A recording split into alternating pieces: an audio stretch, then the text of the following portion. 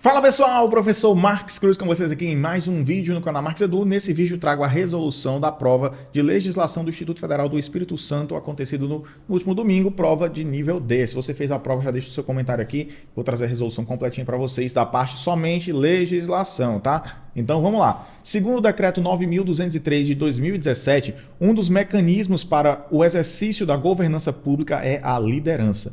A liderança compreende um conjunto de práticas de natureza humana ou comportamental exercida nos principais cargos das organizações para assegurar a existência das condições mínimas para o exercício da boa governança, que são, nós temos letra A, B, C, D, E. Letra A, integridade, competência, responsabilidade e motivação. Letra B, competência, resultado, materialidade e gestão de riscos. Letra C, responsabilidade, ética, comportamento formal e sustentabilidade. Letra D, motivação, presunção de legitimidade, imperatividade e exigibilidade. E letra E, controle, executoriedade, competência e parcialidade. Vamos lá, pessoal. Lá no artigo 5º dessa mesma lei, desse decreto, na verdade, ele vai dizer para a gente que são mecanismos para o exercício da governança pública, tá?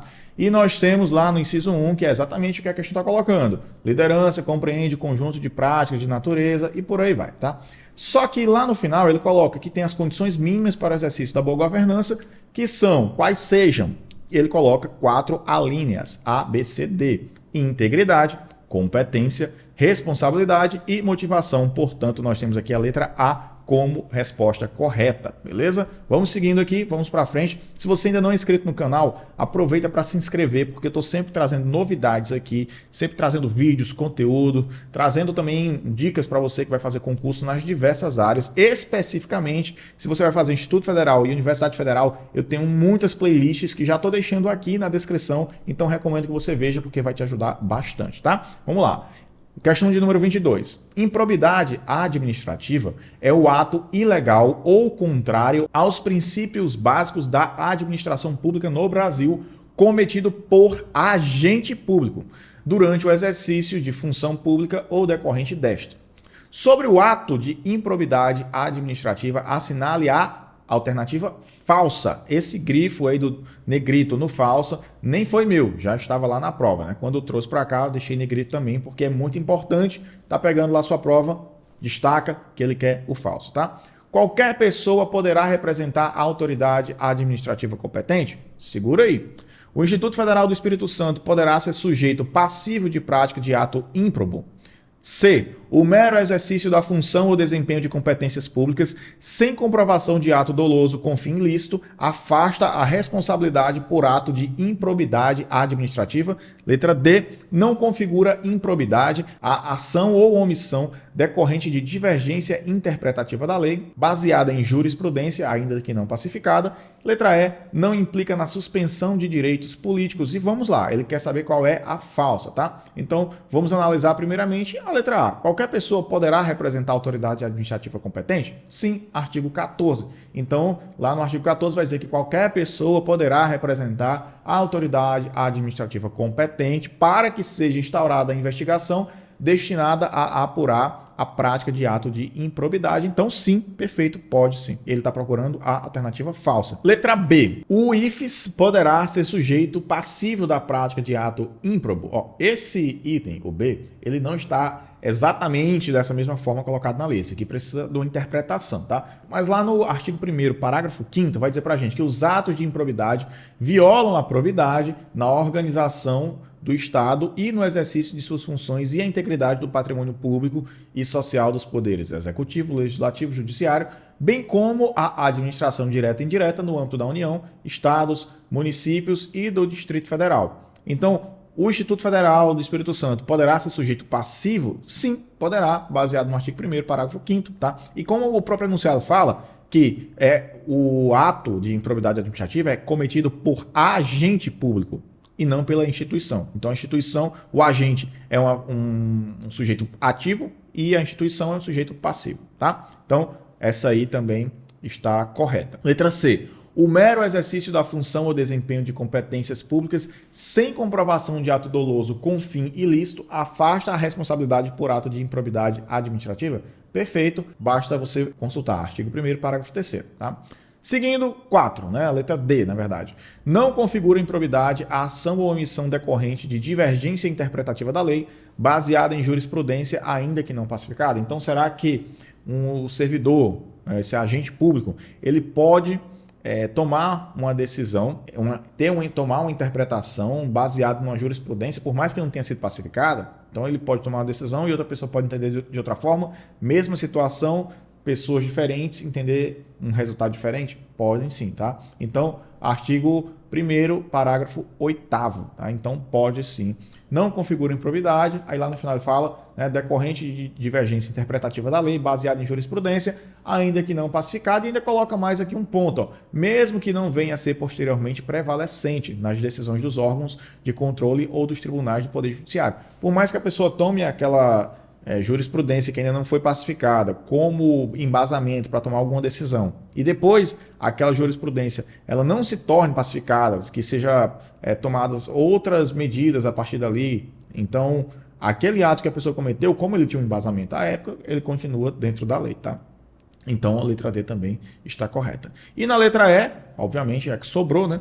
Não implica na suspensão de direitos políticos. Gente, na lei 8.428/92, a LIA, né? A Lei de Improbidade Administrativa, a gente tem vários casos que suspendem os direitos políticos, tá? Se você pegar o artigo 18A, você vai ver as sanções de suspensão de direitos políticos e proibição de contratar ou de receber incentivos fiscais ou creditícios do poder público observaram um limite máximo de 20 anos. Então, a pessoa pode ter a suspensão dos direitos políticos por até 20 anos, beleza? Então, letra E é a alternativa correta, né? Que na verdade é a falsa, né? A correta é a falsa.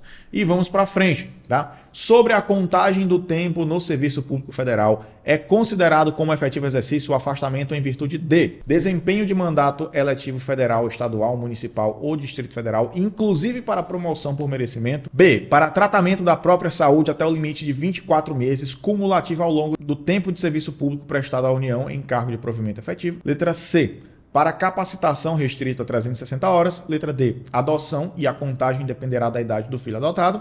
E letra E, prêmio por assiduidade. E vamos lá, essa questão ela é um pouco polêmica devido à interpretação de alguns itens aqui, tá? Então já digo a você que a minha visão está diferindo do que a maioria está comentando. O pessoal comentou lá no meu Instagram, @MarquesCruz, pode seguir lá também, que eu também estou sempre trazendo aí novidades, novos concursos, indico quando eu vou trazer as resoluções para cá. Então lá o pessoal falou sobre essa questão aqui, a 23, que poderia ter duas alternativas corretas, né?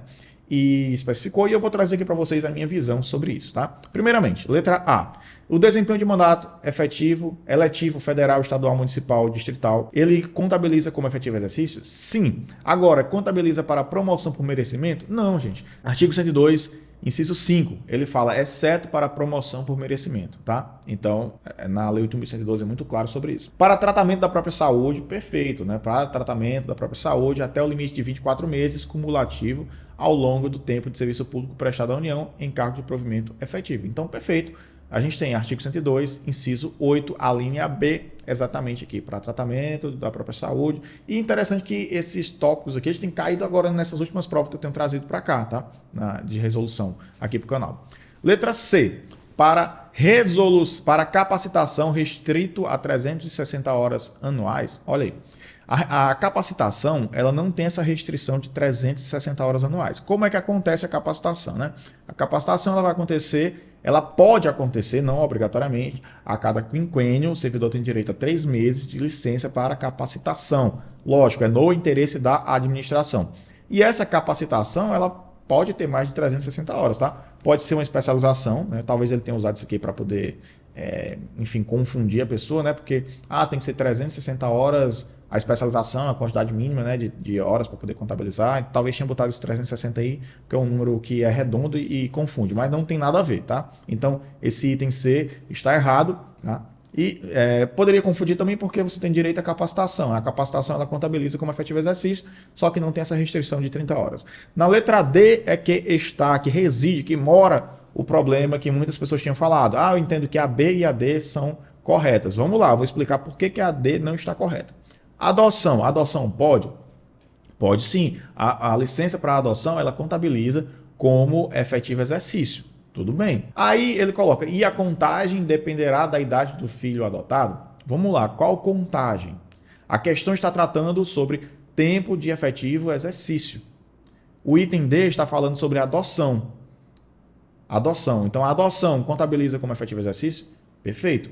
A contagem do tempo de efetivo exercício devido à adoção muda com a idade do filho? Não, porque a adoção já contabiliza como efetivo exercício. Agora, o que é que muda com a idade do filho? O tempo dessa licença de adoção, tá? Então, essa licença paternidade, essa licença do adotante, ela vai mudar. Se for, lá no artigo 210, isso aqui, 208, tá? Pelo nascimento ou adoção de filhos, o servidor terá direito à licença paternidade de 5 dias consecutivos.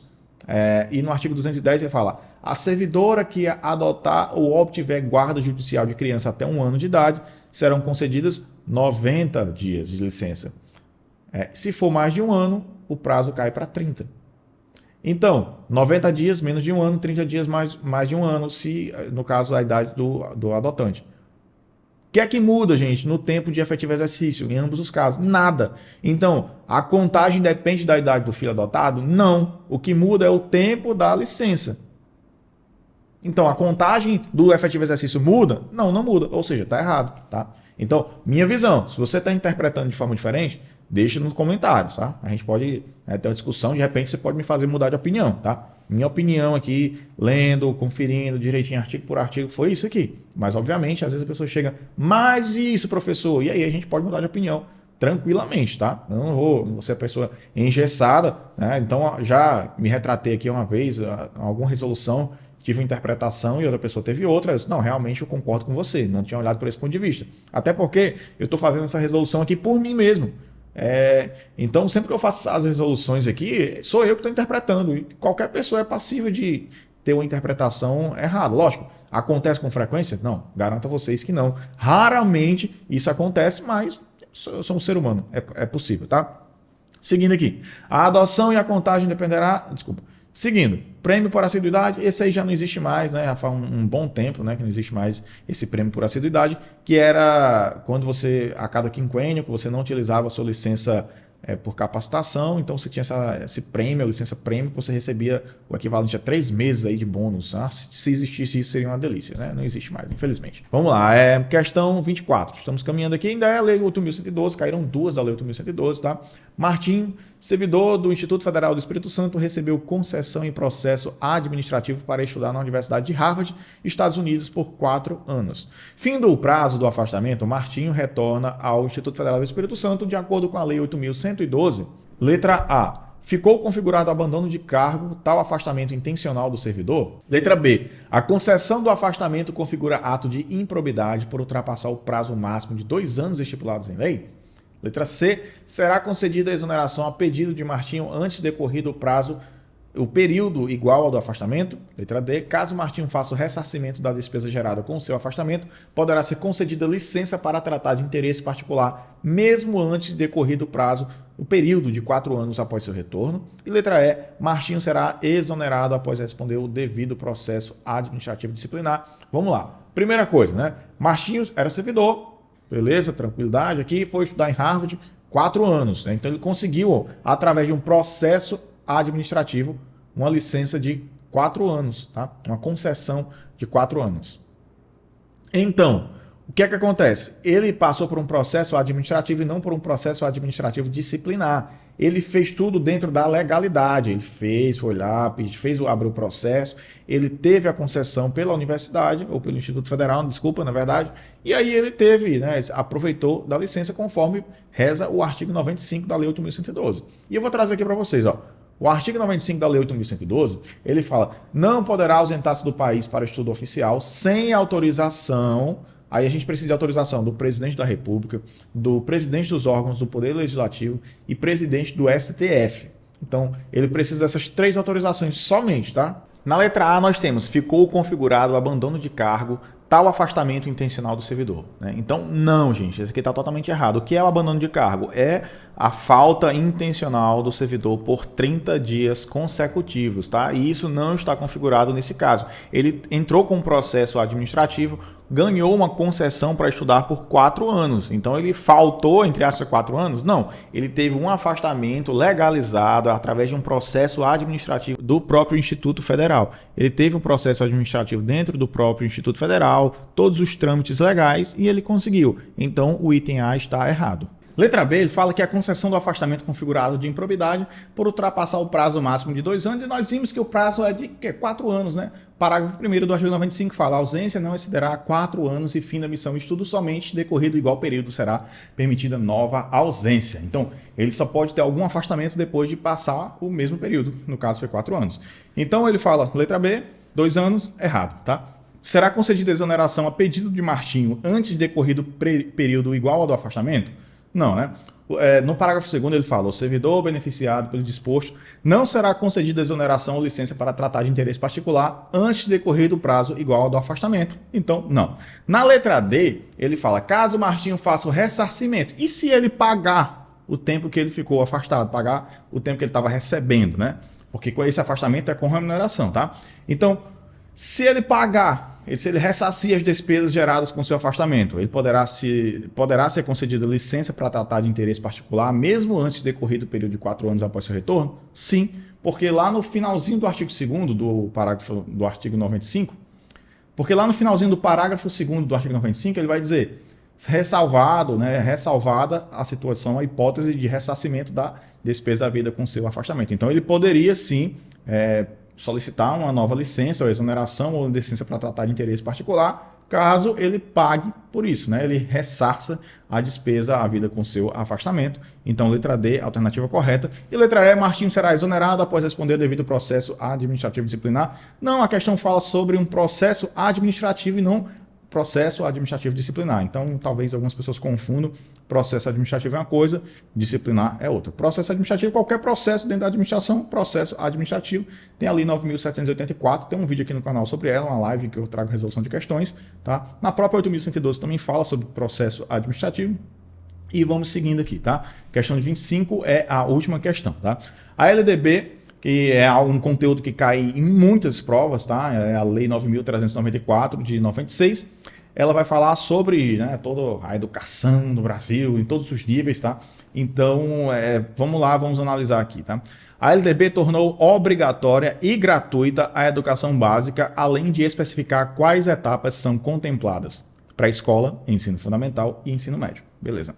Segundo a Lei de Diretrizes e Bases da Educação, a LDB, é possível afirmar que, letra A educação, dever único e exclusivo do Estado. Gente, já paro por aqui, tá? A educação não é dever somente, exclusivamente do Estado. É do Estado e da família, tá? Então é um dever do Estado e da família. Dever da família e do Estado. Então esse item A está errado. Vamos para a letra B. Não se faz obrigatório o atendimento educacional durante o período de internação ao aluno da educação básica internado para tratamento de saúde em regime hospitalar ou domiciliar por tempo prolongado? Obviamente que sim, pessoal, faz-se obrigatório. É assegurado o atendimento educacional. Artigo 4º, tá? Artigo 4º, você vai ver exatamente isso, então tá errado. Não se faz? Não, na verdade se faz, é assegurado esse atendimento, tá?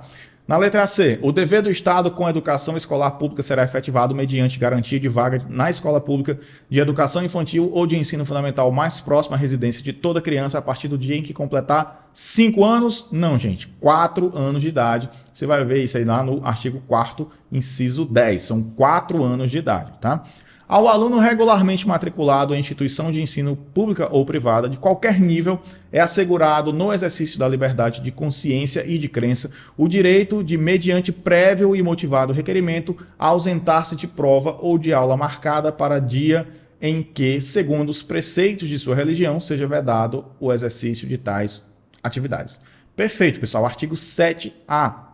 Já vi alguns casos desse na prática, inclusive, tá? Já vi casos de licenciatura, de graduação, que licenciatura e especialização, desculpa, e que aconteceu isso, e inclusive até um colega me consultou, e aí, Marcos, o que é que eu faço numa situação como essa? Eu disse, não, de acordo com a LDB, essa pessoa tem direito, tá? Era uma especialização que acontecia somente aos sábados, e a pessoa era, se eu não me engano, adventista, né, que guarda o sábado, não pode nem na sexta, acho que sexta depois, não sei qual especificamente o horário, e no sábado até determinado horário. Se alguém, né, tiver como religião adventista, talvez possa até descrever melhor aqui nos comentários como é que vocês normalmente fazem, né, assim, em relação às aulas e cursos que vocês fazem, tá? Mas a LDB, ela traz esse entendimento e essa ressalva, essa resguarda legal para as pessoas que têm algum dia, né? O que eu conheço, como eu falei, eu só conheço do sétimo dia, tá? Eu não sei se tem alguém que é uma terça, uma quarta, aí eu realmente não sei dizer. Então, a pessoa tem sim direito ao artigo 7A, então letra D é a alternativa correta, tá? E no último ele fala acesso aos níveis mais elevados do ensino, da pesquisa e da criação artística, independentemente da capacidade de cada um. E aí tá errado, porque lá no artigo 4º, inciso 5, ele fala que é segundo a capacidade de cada um, beleza? Então, é isso, espero que você tenha curtido esse vídeo, não esqueça de se inscrever no canal, deixar o seu like, clicar no sininho para ficar antenado sobre todas as novidades, comenta aqui o que você achou do nível dessa prova, fala aí se realmente você está curtindo esse tipo de conteúdo, porque é muito importante aqui pra gente, né, para que eu entenda, que eu possa ter esse feedback de vocês, quais conteúdos eu trago mais para vocês, o que se vocês curtem resolução, preferem que eu fique trazendo só aulas. Então traga aqui e também podem dar sugestões lá no @marquescruz, que eu estou sempre também por lá respondendo enquetes, trazendo várias novidades aí sobre um dos concursos. Tem a lista de transmissão lá, que na verdade como é que chama, nem lembro como é que chama lá no Instagram, que o canal de transmissão, se eu não me engano. Eu vou sempre postando lá novidades sobre concurso de várias outras redes, vários outros Instagrams, eu coloco sempre lá, porque é legal que reúne, né? Para você saber quais novos concursos estão abertos agora, beleza? É isso, até um próximo vídeo e valeu, tchau, tchau.